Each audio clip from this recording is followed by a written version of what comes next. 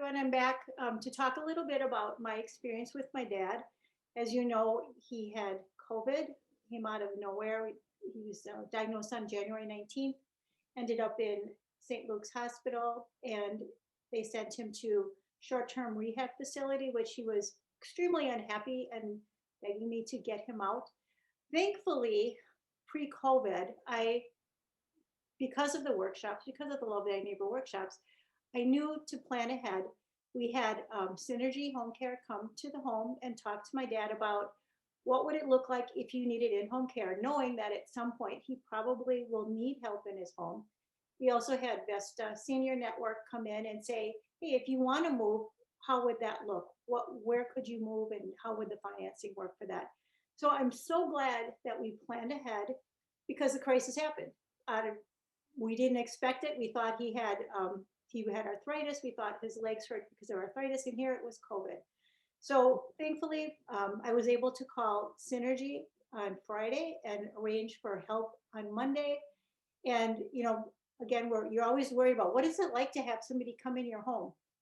My dad is actually very receptive. He's had 3 wonderful healthcare nurses or aides come in and help him. Very different personalities, but it's actually good that he has different people coming in and helping him, and he's very receptive and very, very thankful to the help that he has. So I have today with me Ruth Buzalaki from Synergy Home Care. Talk a little bit about the home care, having someone come into your home, and also what if you can't afford home care and you want to be in your home? And that's a concern for all of us. What if your finances, you don't have the finances?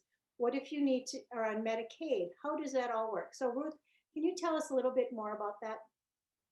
Sure. Well, first of all, I'm glad that you talked about that concept of having someone in your home is sort of a foreign feeling, when it's not family.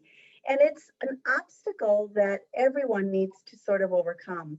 Some are able to overcome that quicker than others. And it sounds like your dad really embraced having that help. But we always encourage families when they have that feeling, first of all, to know that they should not adapt the way they visit their family. They should come and go freely, and certainly come during a time when a caregiver is there so that everybody feels comfortable with that transition. It is a transition time. So we always call that sort of the sigh of relief.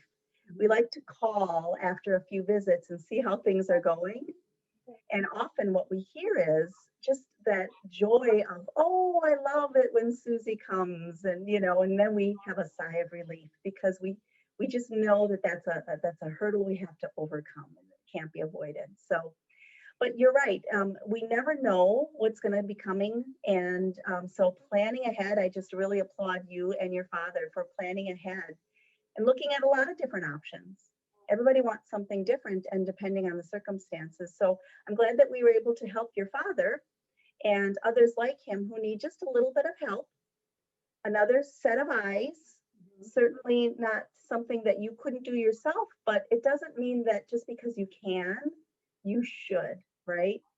Let people who are really trained at providing home care and support and housekeeping and all of those things, personal care, let them do that so you can continue to be a daughter and advocate for your dad.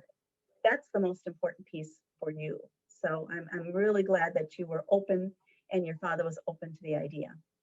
Right. I did when the first girl came in and I said, Dad, she wants to take care of you. And this is what she wants to do for a living, and she enjoys it. And there was a Violet, I think it was, and she's like, yes, I do it. And she did enjoy being with him and talking with him. And you're right, I stayed there for the first 8 nights, and I'm like a wreck. I'm upside down. One day I was wearing my shirt inside out all day. I'm like, what's, because there's too much. And just having relief today, he has somebody from 9 to 1. It's like, oh, he's going to be fine. He's entertained. He's got his meals. I just talked to him. He's there, I'm sitting in my chair and, drinking my Gatorade. I'm like, good, and I'll be by with dinner later, and I can handle that. So right. I'm so grateful that this is working out. But you're right, it's very scary, and you have to separate the roles. could try to do it all, but I wouldn't last very long. It would be That's very right. difficult. So I really, it's like on the job training. And that's why we want to make this video and let all of our seniors know it's like, yeah, it's scary and it takes a little courage to take that step, but um, there is help out there and there are some very kind people out there willing to help you and it's not as uncomfortable as you think it is. So Right. I'm thankful that dad can afford to have these services for now. Let's talk a little bit about what if you're not sure? How does that work? Not sure if you can afford the services. Right. So there, fortunately, we live in a country where we have support for people who can't afford the services. And how do you know, right? How do you know if you qualify? In the state of Wisconsin, we have a program called Family Care. And years ago, back in the 60s and 70s, there was really a push for folks to be supported and advocated for if they had chronic conditions or disabilities or mental health. And so over time, there became funding for individuals who need support, long-term care, chronic support. Not everybody can afford that. So the first thing you need to do is contact the Aging and Disability Resource Center, and they will evaluate all of your financial and all of your functional needs. They'll look at both. What are your finances and what's your functional need or your change of condition? On average, it's somewhere around $2,000 in unearned income per month. You can't have more than that. And they look at your assets and they look at the things that you own. So all of that is a very complicated formula, but the important thing to know is many of those things are exempt. Like you still have to have living expenses. You still have to own a home. So many of those types of things are exempt from their evaluation. I usually recommend to people if they even think they might need it, it's worthwhile to go through the process when you're not in a crisis. See where you stand with the Aging and Disability Resource Center, and then you'll know how to plan for the long term.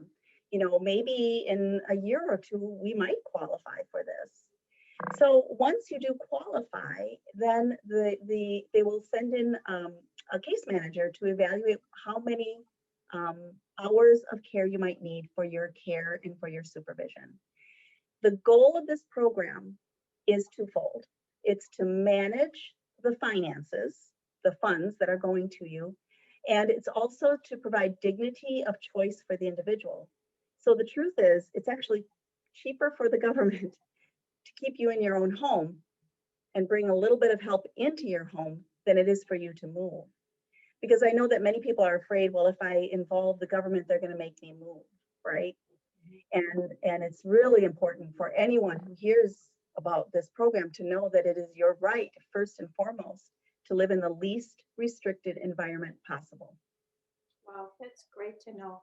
I, Yeah, I, when you just told me that the first time, I knew we had to let our audience know, and all of you that are listening, talk to your kids, talk to your friends, whoever's going to be helping you make these decisions, because we know that when the crisis happens, you can't think straight and you don't remember. And so it's good to to plan ahead. As Al has always said, we're crisis driven. Don't wait for the crisis. Plan ahead. Synergy came into our home a year ago. It didn't cost us anything. And it was just comforting to know we got that in our back pocket if we need it. And now we did. So I just want to thank you, Ruth, for helping clarify that. And if anybody has questions, can they call you as far as? absolutely. They can reach us at 414-763-8368, or they can contact us at synergyhomecare.com. Awesome. All right. Thank you, Ruth. Thank you You're so much. welcome. All right. Take Bye-bye. care. Bye-bye.